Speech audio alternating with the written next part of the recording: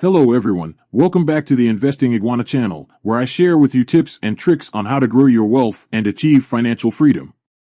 I'm your host, Iggy, and today we're going to talk about how to save money on Singapore COE. If you're new here, COE stands for Certificate of Entitlement, and it's a document that gives you the right to own and use a vehicle in Singapore for 10 years. Sounds simple enough, right? Well, not quite. You see, COE is not something that you can just buy off the shelf. You have to bid for it in an open bidding exercise that happens twice a month. And the price of COE is determined by supply and demand. The more people want to buy cars, the higher the COE price goes. And let me tell you, COE prices are not cheap. In fact, they are one of the most expensive in the world.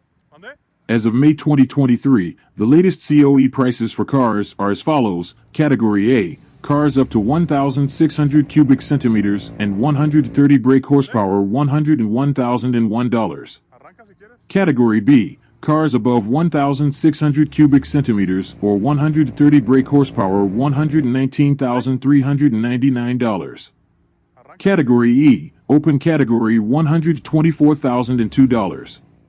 In Singapore. That means if you want to buy a car in Singapore, you have to pay at least $100,000 on top of the car price just for the COE. That's crazy. And that's not even counting the other costs like road tax, insurance, maintenance, fuel, and parking. So how can you save money on Singapore COE? Well, there are a few ways that you can try, and I'm going to share them with you in this video. But before we get into that, please hit the like button and subscribe to my channel if you haven't already. It really helps me out a lot and motivates me to make more videos like this for you. Also, don't forget to turn on the notification bell so you won't miss any of my future uploads. Alright, let's get started. So what determines the price of COE in Singapore? Singapore has a system called the Vehicle Quota System, VQS, that limits the number of new vehicles that can be registered in the country.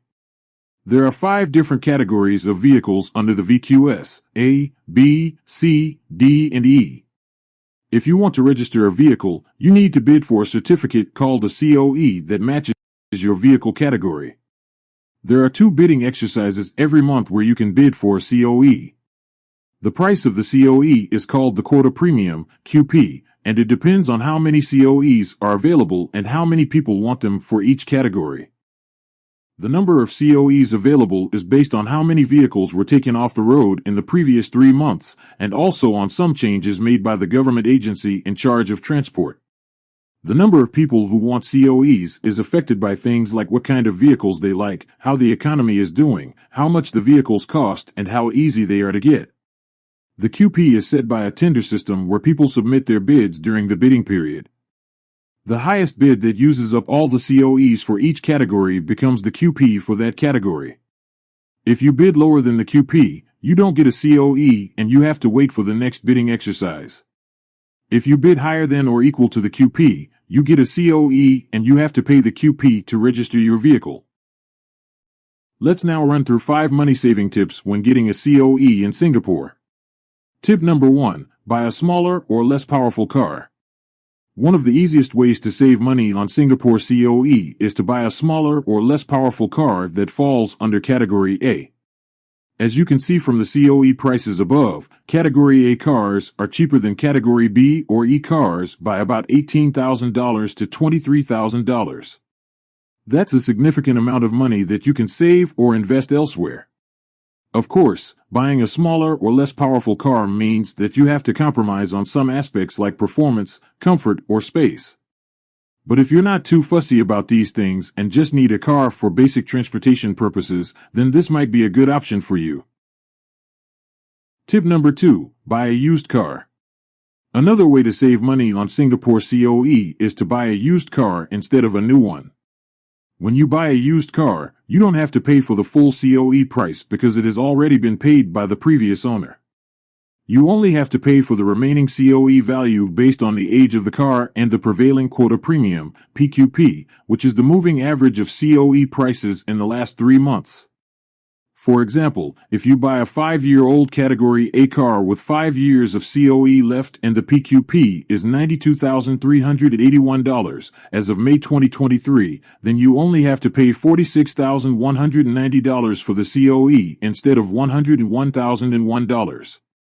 That's a saving of $54,811.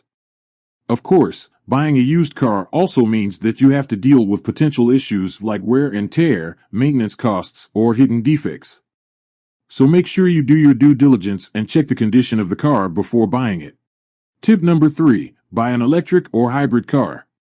A third way to save money on Singapore COE is to buy an electric or hybrid car that qualifies for rebates under the Vehicular Emissions Scheme, VES, or the Electric Vehicle Early Adoption Incentive, EEAI.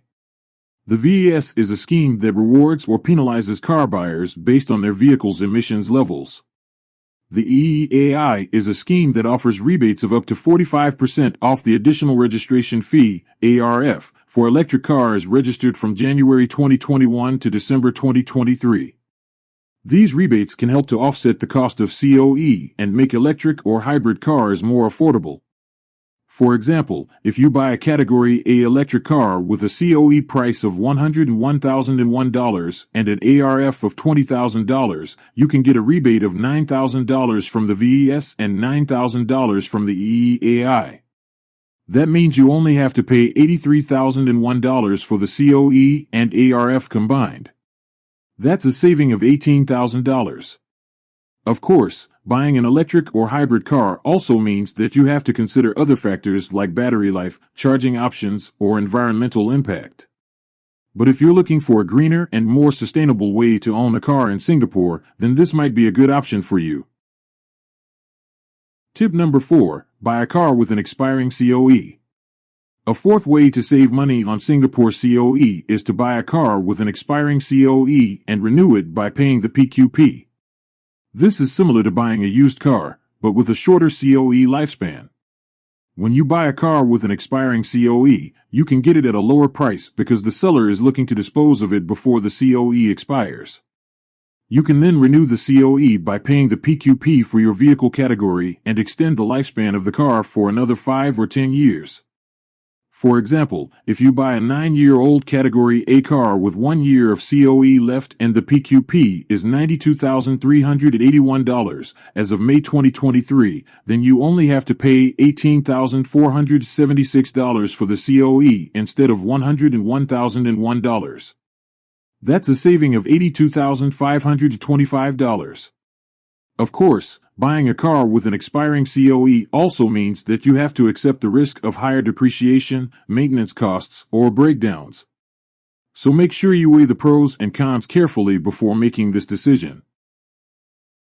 Tip number 5, buy a car without COE. A fifth and final way to save money on Singapore COE is to buy a car without COE and bid for it yourself. This is a risky but potentially rewarding strategy that involves buying a car from a parallel importer or dealer who does not include the COE in the car price. You can then bid for the COE yourself in the open bidding exercise and hope that you can get it at a lower price than the market rate. For example, if you buy a Category A car without COE for $80,000 and bid for the COE yourself at $90,000, assuming you win, then you only have to pay $170,000 for the car and COE combined. That's a saving of $31,001 compared to buying a car with COE at $201,001. Of course, buying a car without COE also means that you have to take on the risk of not getting the COE at all or paying more than expected. So make sure you have enough budget and patience to handle this uncertainty. And there you have it, folks, 5 tips on how to save money on Singapore COE. I hope you found this video helpful and informative. If you did, please give it a thumbs up and share it with your friends who might be interested in buying a car in Singapore. And if you have any questions or comments about this topic, please leave them down below and I'll try my best to answer them. Also, let me know what other topics you want me to cover in future videos. I'm always open to suggestions and feedback. Thank you so much for watching this video till the end. I really appreciate your support and attention. And as always, remember to stay smart, stay savvy, and stay iguana. This is the Investing Iguana signing off. See you in the next video.